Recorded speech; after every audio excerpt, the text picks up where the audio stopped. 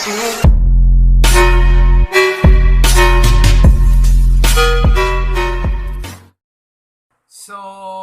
ayun po, no? May dumating kasi akong box. May binili pala akong box galing Lazada. Siyempre, phone. Ito siya, guys. Lazada. Ito siya. Bale, i-unbox natin siya and then i-review natin. Nagandaan kasi ako dito kasi mura lang siya, budget. Phone lang siya. Binili ko siya sa Lazada ng original price niya is 4,459 pero naka-discount ako. May coupon ako nakuha tsaka free shipping. So bali 4,329 na lang siya. So guys, tara, buksan natin. Tsaka i-review natin to. Good for gaming.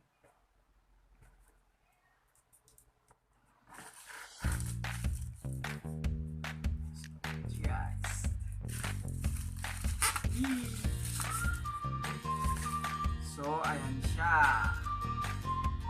Leego M13 6.1 water drop IPS tsaka 4GB RAM tsaka 32GB ROM.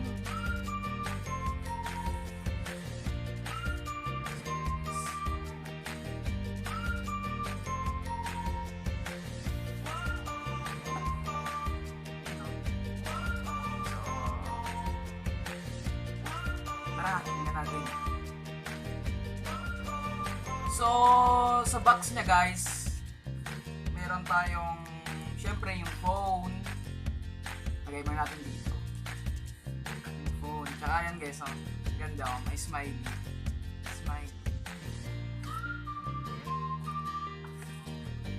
Charger. Charger. Tsaka USB cord. User manual.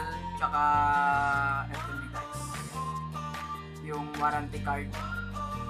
If ever sira, pwedeng ibalik siguro sa Lazada. So wala tayong pakialam dito guys, kaya titignan na natin yung phone.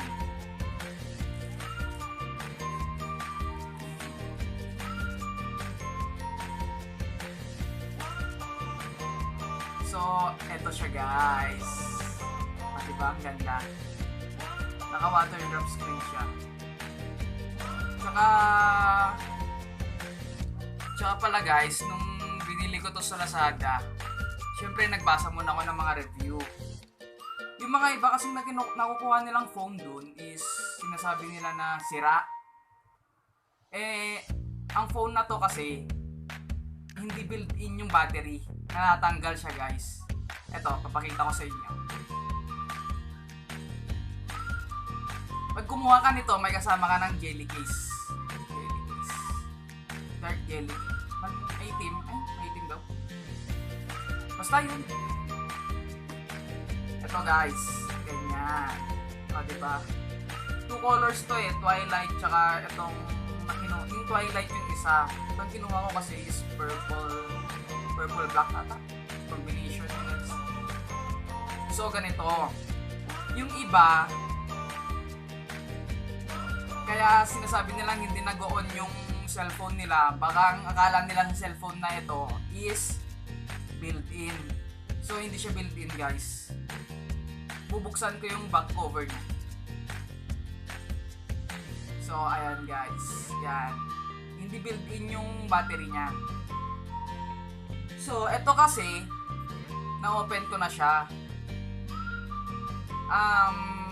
Meron kasing, pag binuksan mo to sa first time pagbili, meron siyang cover dito. May cover yung battery niya sa may metal part ng battery. May cover dyan na plastic. Kaya, kailangan mo tanggalin yun bago mo i-open yung phone mo. Andyan naman eh, mababasa mo dito.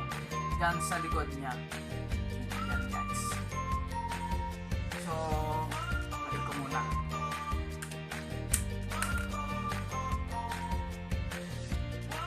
For now guys, maganda siya. Maganda siyang phone. See? Oh.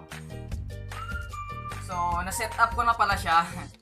Na-set up ko na siya, guys. Sa mga maganda siyang budget phone for gaming kasi nagamit ko na siyang pang laro. Meron akong Mobile Legend dyan, Mobile Legend. At saka in-installan ko na rin siya ng 2K20 sa mga gustong yung sa review ng gameplay niya, guys. Magre-record ako ng gameplay about dun sa performance niya sa gaming. Hindi ko pa siya na-try sa ibang gaming apps na tulad ng mga high-end na mga laro. Pero pag sa hanggang Mobile Legend ka lang din naman, maganda siya. Hindi ka maglalag, guys.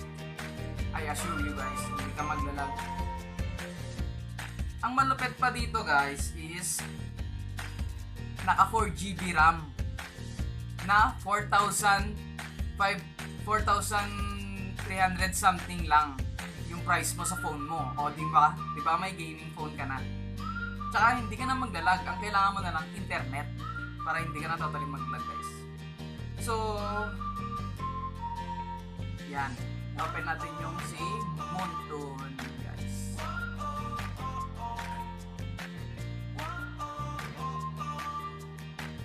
Yan. About sa gameplay niya, i-edit ko naman to, guys, kaya ilalagay ko na lang din yung sa gameplay niya.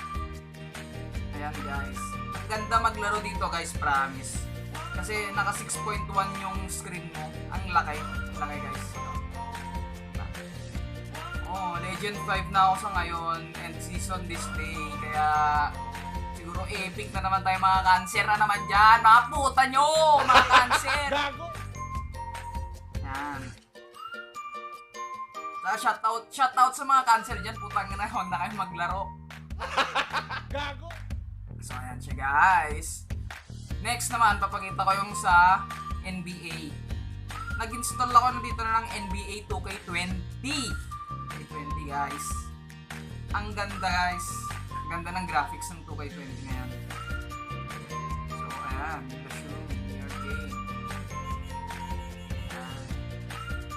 Guys. Sa mga naghahanap ng mga budget gaming phone, guys, kumuha na kayo ng Leego M13, guys. Kumuha na kayo nito. Kasi last time, inabangan ko to last month ata kasi nag-out of stock ata sila kasi itong stock nila ata nanggagaling pa ng China. Pero sa Lazada ko siya binili. May nakita ko yung seller na taga Laguna lang. Pero more than 1 week lang naman siya dumating na sa akin. Kaya maganda siya, guys. So, ayan, guys.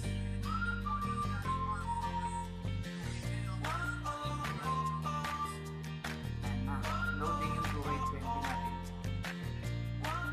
Maganda siya. So, sa lahat ng naghahanap ng pang-budget gaming phones, pumunta na kayo ng Lazada. Ubusin nyo na lahat ng M13 nila dun, guys.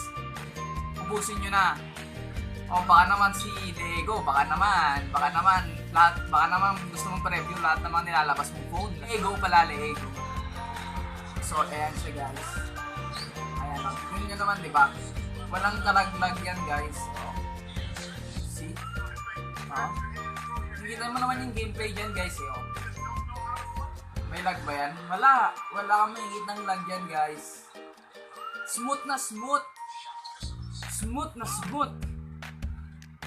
Mas smooth pa kaysa sa jowa mo. So, ayun, guys. So, sa specs niya, guys, ganun lang naman, guys. Walang masyadong tararat, ganun. Walang masyadong bongga-bonggang kwan niya. So, ayun. So, punta tayo sa kwan, guys, sa about phones, sa system.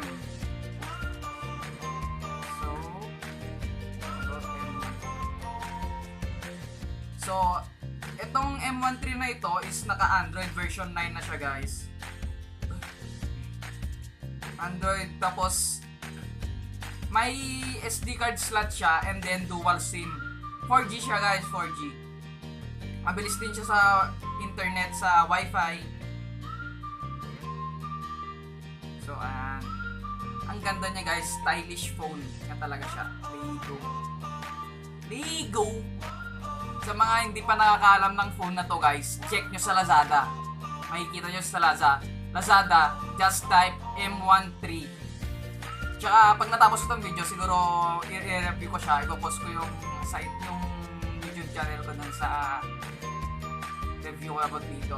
Baka naman kasi yung Lego, magpa-review pa ng mga phone nila.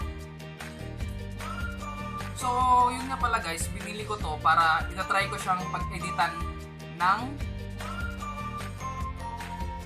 video ko sa vlog about sa kung ano-anong vlog ko guys. Kasi wala pa akong masyadong maisip na content, kaya gagamitin ko siyang pang-edit ng vlog sa KineMaster. So, yun guys. Salamat sa panonood and please like, share, and subscribe to my channel, Jakim TV. Jakim TV dito guys. Jakim TV guys. Subscribe kayo dyan guys, subscribe. And subscribe, just click sa notification bell. Yun. Salamat guys. Thanks.